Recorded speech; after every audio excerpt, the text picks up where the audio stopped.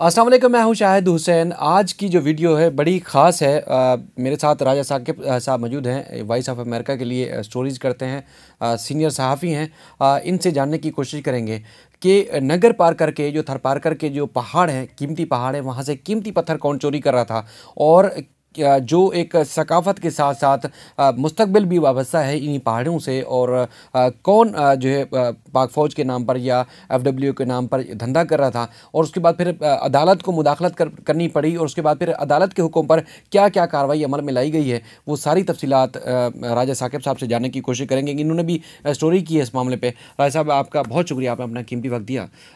ये एक अरसे दराज से चल रहा था, हम सोशल मीडिया पर भी देख रहे थे। काफ़ी जो वहाँ के इलाके से मोहब्बत करने वाले लोग हैं, सिंध से मोहब्बत करने वाले लोग हैं, जो अपने सकाफ़त से मोहब्बत करने वाले लोग हैं, वो आवाज़ उठा रहे थे, लेकिन सुनवाई कहीं नहीं हो रही थी। अब अदालत का हुक्मनामा सामने आया है। वो बताइएगा हमारे देखने वालों के लिए, और आपने पूरी इसमें होमवर्क किया है, कौन लोग थे जो सिंध की और ख़ासतौर पर हमारी जो कदीम और एक बड़ी अच्छी रिवायत है पहाड़ों से वाबस्ता है, उसको तबाह कर रहे थे।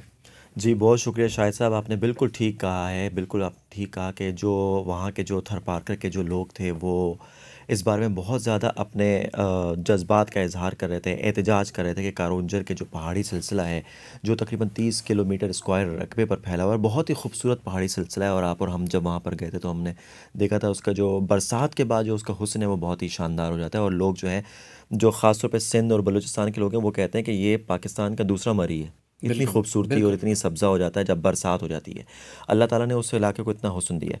अब वहाँ पर जनाब मसला ये है कि कई सालों से जो पहाड़ों की कटाई का सिलसिला है वो जारी है। इन पहाड़ों में मौजूद है ग्रेनाइट। ग्रेनाइट के अलावा कीमती पत्थर भी मौजूद हैं। अब ये तमाम जो कटाई होती है, कटाई होने के बाद जो है इसको बेचा जाता है, और ये फ्लोरिंग और इस तरह के जो दीगर काम होते हैं इनमें बहुत ज़्यादा इस्तेमाल होता है। और ये बहुत ही कीमती पत्थर, जैसा कि मैंने आपको अर्ज़ किया कि बहुत ही कीमती पत्थर है। अब प्रॉब्लम ये आ रहा था कि यहाँ पर एक जानिब लोग एहतजाज कर रहे थे, जबकि गवर्नमेंट का ये कहना था कि इस हवाले से कोई माइनिंग पॉलिसी मौजूद नहीं है, और जनाब ये काम धड़ल्ले से जारी था। कोई जो कंपनियां हैं वो करती हैं, और एफडब्ल्यूओ जो है उस वो भी उसमें इन्वॉल्व थी, और वो जो है इसकी कटाई करके उसको बेचती थी। अब प्रॉब्लम यह है कि जब ये मामला कोर्ट ने, एक सिविल मजिस्ट्रेट हैं थरपारकर के, उन्होंने इस मामले को टेकअप किया। सेक्शन 133 सीआरपीसी के तहत उन्होंने इसका एक ख़ुद नोटिस लिया अखबारी ख़बरों पर, और फिर जो है कार्रवाई की गई। इसमें रीजनल मैनेजर एफडब्ल्यूओ को, कोहिनूर कंपनी लिमिटेड और दीगर को भी फ़रीक़ैन बनाया गया, पुलिस को फ़रीक बनाया गया, और उनको ये हुक्म दिया है कि कारंजर के जो पहाड़ हैं इनकी कटाई का अमल रोका जाए, क्योंकि ये आवाम के लिए परेशानी का बाइस बन रहा है। तो रिपोर्ट भी जारी हुई है। जो मजिस्ट्रेट साहब हैं नगर पार करके, उनकी रिपोर्ट के मुताबिक कौन कौन जिम्मेदार थे, आखिरकार उसका तयन तो हुआ होगा। क्या सूबाई हुकूमत की नाक के नीचे हो रहा है, या कौन लोग थे जो सारा ये इतने अरसे से पहाड़ काट के कीमती पत्थर उठा उठा के ले जा रहे थे, और जिम्मेदारों का तो तयन हुआ होगा। बड़ी अहम बात आपने बोली है। एक ऐसा इलाका जहाँ से बरसर इक़्तिदार पाकिस्तान पीपल्स पार्टी जो है ख़ुद जीतती आई है, और कई अरसों से, काफ़ी अरसे से जीतती आ रही है, उसकी नाक के नीचे ये सब कुछ हो रहा है। माइंस एंड मिनरल डिपार्टमेंट है जो इसको, ये तमाम चीज़ें मालूमात हैं। आम बंदा अगर वहाँ का जानता है तो देखें, आप अखबारात में लिखा जा रहा है, सोशल मीडिया पर इसके ख़िलाफ़ बहुत बड़ी मुहिम चल रही है। सूबाई दारुल-हुकूमत कराची, वफाकी दारुल-हुकूमत इस्लामाबाद और हर जगह पर इस पर एहतजाज हुए हैं। लेकिन ये सब काम जो है सूबाई हुकूमत की नाक के नीचे, सूबाई हुकूमत के ज़िम्मेदारान को यकीनी तौर पर इससे आगाह हुआ, और अगर नहीं पता था, फ़र्ज़ कर लें कि नहीं पता था, तो फिर तो इनकी नाअहली और भी ज़्यादा बनती है। और अगर पता था और इसके बावजूद भी उन्होंने कुछ नहीं किया, तो ये उनकी मुजरिमाना गफलत बनती है। तो दोनों सूरतों में सूबाई हुकूमत तो इसकी ज़िम्मेदार है ही है, लेकिन इसके साथ साथ जो अदालत ने ये कहा है कि एफडब्ल्यूओ इस हवाले से किसी भी किस्म की कोई भी दस्तावेज़ात अदालत में पेश करने को तैयार नहीं, अदालत को दिखाने को तैयार नहीं।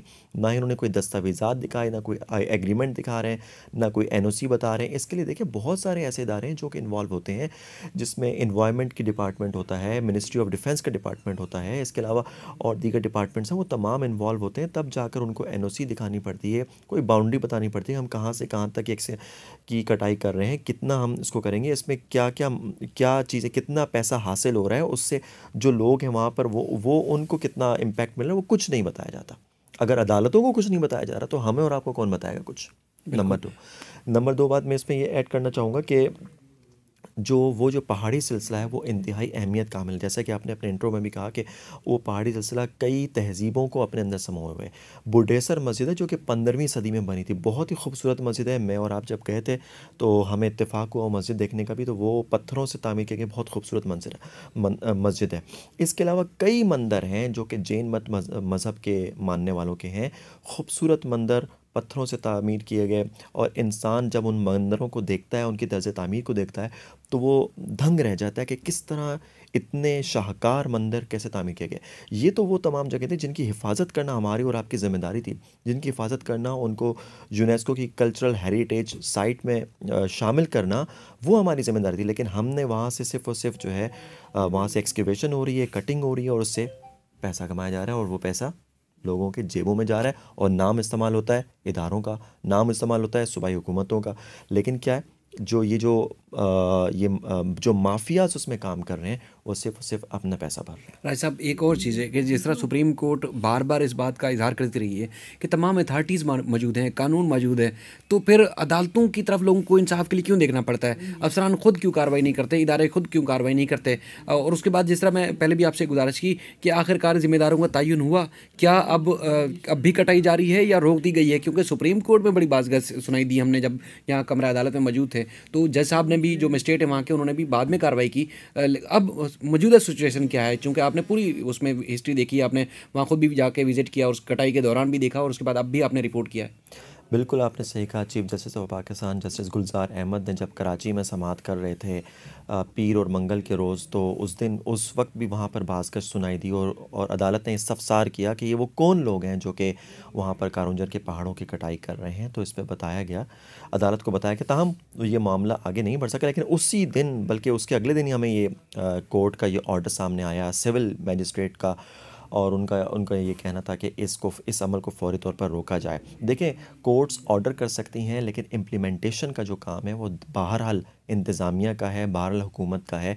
अब देखना ये कि हुकूमत इस काम को किस तरह रोकती है और इस तरह के लोगों के ख़िलाफ़ और ज़िम्मेदारान के ख़िलाफ़ क्या कार्रवाई करती है। लेकिन हमारी बदकिस्मती ये है कि इन तमाम चीज़ों में तो ख़ुद हुकूमत के अपने लोग, हुकूमती मशीनरी के लोग इस्तेमाल होते हैं, और उन लोगों के ख़िलाफ़ अनफॉर्चुनेटली कोई कार्रवाई नहीं हो सकती। हमने कोशिश की, माइंस एंड मिनरल के वज़ीर से जानने की कोशिश की, वज़ीर साहब को पैगामात भी पहुँचाए गए, लेकिन अब तक उनकी तरफ से कोई जवाब मौसूल नहीं हुआ। तो हमारी ये सहाफ़ती ज़िम्मेदारी बनती है कि हम उनका भी मौक़िफ़ शामिल करें।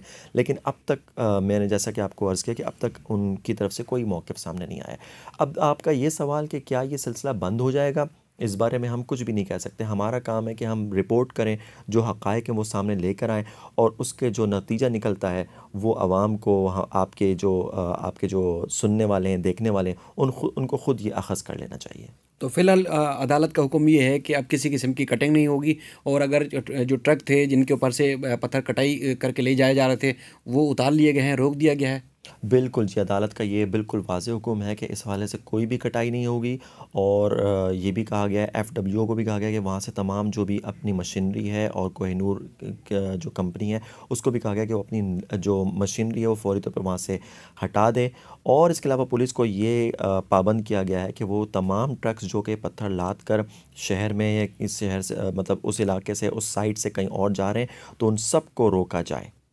तो अब देखना ये है कि इस पर इम्प्लीमेंटेशन होता ही नहीं। एक अहम बात ये है कि कोर्ट ने ये भी कहा है कि अगर किसी भी फ़रीक को इस फ़ैसले पर कोई एतराज़ है तो अपने एतराज़ात 10 दिन के अंदर अंदर दायर कर सकता है। यानी कि कोर्ट ने फुल अख्तियार दिया है ताकि वो अपना मौक़िफ़ भी पेश कर सकें, और अगर इस हवाले से कोई डॉक्यूमेंट्स हैं या कोई लीगल चीज़ मौजूद है तो उसको पेश किया जाए। अब सारा जो मामला है, सारा जो एक जो ज़िम्मेदारी है वो सूबाई हुकूमत की बनती है कि वो इस अमल को रोके।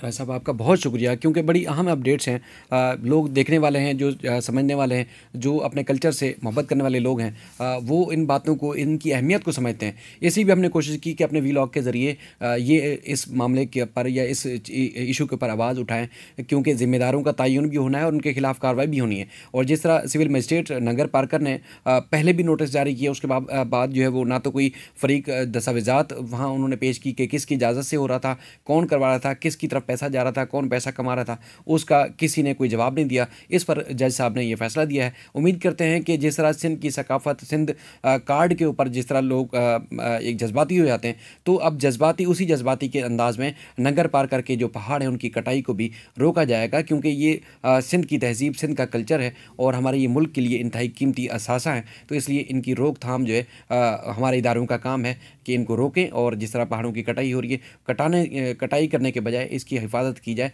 ताकि पाकिस्तान के फ्यूचर के लिए अच्छा, ये बेहतरीन इकदाम साबित हो सके। राय साहब, आपका एक बार फिर बहुत शुक्रिया। अल्लाह हाफ़िज़।